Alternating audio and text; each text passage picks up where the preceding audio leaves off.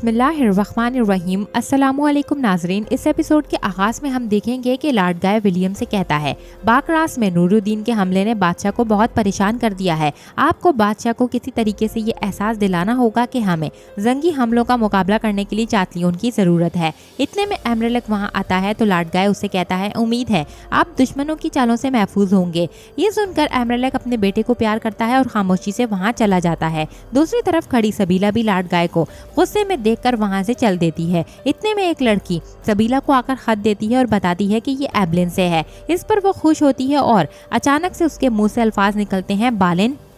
दूसरी तरफ हम देखते हैं कायरा में महमूद और उसके लोग एहतजाज कर रहे थे। फिर महमूद कहता है, हम वजीर के पास गए और हमने उन्हें अपने मसाइल के बारे में बताया, मगर उन्होंने हमें महल से निकाल दिया। इसी दौरान सलाहुद्दीन वहां पर आकर पूछते हैं यहाँ पर क्या हो रहा है, और माइल्स की बीवी सलाहुद्दीन को देखकर काफी ज्यादा गुस्से में नजर आ रही होती है। वहीं पर महमूद का साथी सलाहुद्दीन को जवाब देता है, कोई भी तमाशा तुम्हारे बगैर तो मुकम्मल नहीं होता। ये है वो जंगी अमीर जिसने हमारी कोशिशों का सोना चोरी करके तारीके ने वतन में तकसीम कर दिया। इस पर सलाहुद्दीन कहते हैं, जबकि तुम मेरा नाम जानते हो तो तुम्हें लोगों को उकसाने के बजाय मुझसे आकर पूछना चाहिए था। तो वो शख्स कहता है, हमने वही देखा जो हमें दिखाया गया। और इसी के साथ फिर मंजर दिखाया जाता है जब सलाहुद्दीन और लतीफ लोगों में सोना तकसीम कर रहे थे और महमूद ने उसे कहा था कि याद रखना, तारीके वतन के रहनुमा लतीफ से मोहब्बत करते हैं लोग, ये मिस्र का सोना हमसे लेकर तारीके वतन को दे रहे हैं। और उस आदमी ने कहा कि ये बदकिस्मती की बात है। इस पर कोई बोल नहीं रहा, मगर आप तो बोले कमानदार, आपके पास इसके अलावा और कोई चारा नहीं कि लोगों के हकूक का दिफा करें। इसके बाद हम फिर से बाजार का मंजर देखते हैं जहाँ सलाहुद्दीन उस शख्स को जवाब देते हैं कि मेरी बात सुनो, क्या असल मसला है मैं तुम्हें बताता हूँ। तुम में से कितने लोग अस्कलान से हैं? इस पर कुछ लोग हाथ उठाते हैं। तो सलाहुद्दीन कहते हैं, जब सलेबियों ने फातमियों से अस्कलान छीना तो तुमने यहाँ पर हिजरत की और यहाँ पनाह हासिल की। इसी तरह से एबलिन के मुसलमानों ने भी यही किया। उन्होंने अपने अंगूर के बाजार छोड़कर यहाँ पर रहने की कोशिश की। कॉन्टैक्ट की वसीयत के मुताबिक लूटे गए माल के मुताबिक सोना तकसीम किया गया। वाज़े हकूक उनके थे और उन्हें फराहम कर दिए गए। ये वाक़या हकूक की फराहमी में ताख़ीर है। ये सुनकर महमूद का साथी कहता है कि ज़्यादा काबिल एतमाद कहानी बनाकर हमें सुनाई गई। जिन लोगों ने इन्हें वहाँ से निकाला वो इनको सोना क्यों देंगे? तो सलाहुद्दीन कहते हैं, उसने अपनी मौत से पहले इनके हकूक देने का फैसला किया। अपने दिमाग से सोचो, क्या तुम्हें कहा गया है, क्या नहीं कहा गया? हम अपनी मर्जी से कैसे सोना तकसीम कर सकते हैं? क्या हम अगर सोना तकसीम करते तो पहले अपने फौजियों को ना देते? जंगी करारगाह वहाँ है। इस पर महमूद कहता है, आप तो ऐसे बात करते हैं जैसे कोई दिलचस्पी ही ना हो। ये ताजिर आपको खराज देने के लिए दिन रात काम करते हैं। तो सलाहुद्दीन कहते हैं, ये झूठ है। वजीर शहवार हमें अपनी जाती जायदाद से अदायगी करेगा, लेकिन उसने अवाम पर बोझ डाल दिया। ये सब कुछ उसने हमसे मशवरा किए बगैर किया।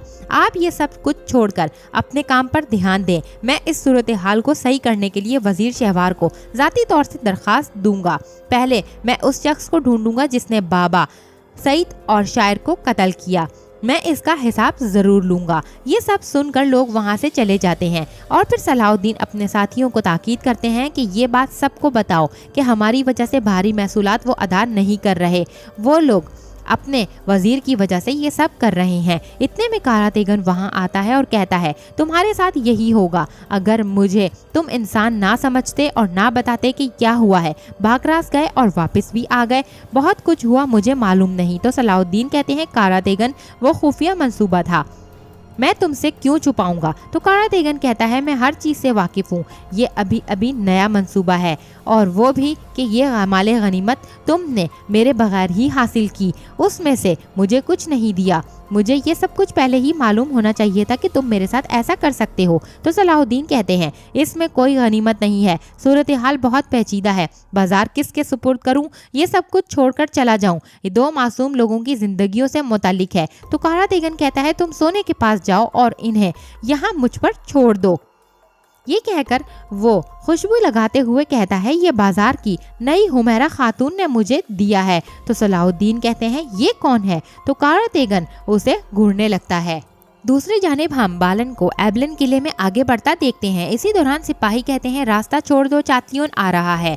बालन चुप कर ये मंजर देखने लगता है और कुछ ही देर के बाद घोड़े पर सवार चातलियोन वहां पहुंचता है और एक सिपाही कहता है हमारे 3 सिपाही एबलिन के करीब मारे गए हैं। तो चातलियोन कहता है ये किसने किया? सिपाही बताता है ना ही किसी ने उनका चेहरा देखा और ना ही कोई जानता है। ये सुनकर चातलियोन अपने घोड़े से नीचे उतर आता है और किले को देखकर कहता है ये कॉन्टैक्ट की मिरास है, बदबूदार एबलिन। यकीनन शहंशाह अगर मुझे एबलिन देने का फैसला करता है तो मैं इसे बेहतरीन बनाऊंगा। इसी दौरान चातलियोन कतार में खड़े लोगों को देखकर पूछता है यहाँ पर क्या हो रहा है? तो एक शख्स कहता है कॉन्टैक्ट तो चला गया, लेकिन वो कभी कभी मखसूस दिनों में गरीब लोगों को खाना खिलाता था और उसके जाने के बाद भी ये काम हो रहा है। तो चातलियोन कहता है ज्यादा बातें मत करो, अपने खाने से लुत्फ उठाओ क्योंकि आज के बाद एक लुकमा भी मुफ्त में नहीं मिलेगा। ये सब देखकर बालिन को बहुत गुस्सा आता है। जैसे ही वो जाने के लिए मुड़ता है तो सामने मार्कोस खड़ा होता है और उसे कहता है एबलिन में खुशामदीद बालिन, कोई है जो आपसे मिलना चाहता है। दूसरी तरफ हम शमसा को देखते हैं जो कि बग्गी में सवार होकर जा रही थी और अपने हाथ में कपड़े को देखकर अपनी सहेलियों को याद करके काफी ज्यादा दुखी होती है।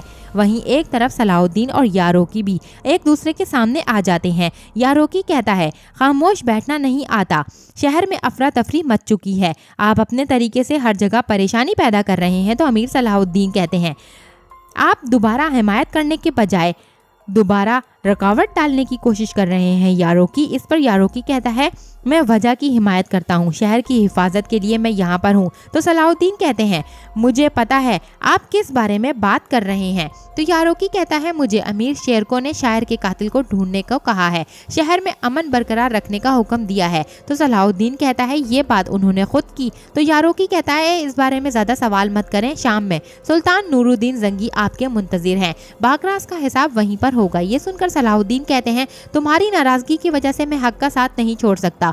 मेरी आंखों के सामने 2 लोग मारे गए और तुम अभी यहाँ पर अना की जंग लड़ रहे हो। तो यारोकी कहता है अगर 2 लोग एक ही बात का दावा करें तो हकीकत नतीजे से आश्कार होगी। सिपाहियों कायरा की कमान अब से हमारे सुपुर्द होगी, गलियों में अच्छे तरीके से तलाशी लो, जिसको भी मशकूक पाओ उसकी छानबीन शुरू करो। ये सुनकर सिपाही चले जाते हैं और सलाउद्दीन भी आगे चल देते हैं। इसी दौरान अजीज सलाउद्दीन से कहते हैं मेरे अमीर ये क्या हो रहा है, क्या यारोकी अपने लिए यहाँ पर जगह बना रहा है? तो सलाउद्दीन कहते हैं अभी तुम इसकी मुखालफत ना करो और अपने काम पर तवज्जो दो। दूसरी तरफ यारोकी कारा तेगन तक आ पहुंचता है और कारा तेगन उसे कहता है अपना हाथ आगे बढ़ाओ। तो यारोकी कहता है मेरा हाथ क्यों चाहते हैं? तो कारा तेगन कहता है मैं तुम्हारे हाथ को लेकर क्या करूंगा, अगर मैंने तुम्हें कहा हाथ आगे बढ़ाओ तो बढ़ाओ। फिर यारोकी हाथ आगे करता है तो कारा तेगन उसे अंगूठी दे देता है और कहता है ये अंगूठी कातिल की है जिसको मैंने हासिल किया जब वो भाग रहा था, तो वो आखिरी लम्हे में मुझसे छूट गया लेकिन ये मेरे पास रह गई। तो यारोकी कहता है ये मुझे क्यों दे रहे हो, सलाउद्दीन को देनी चाहिए थी।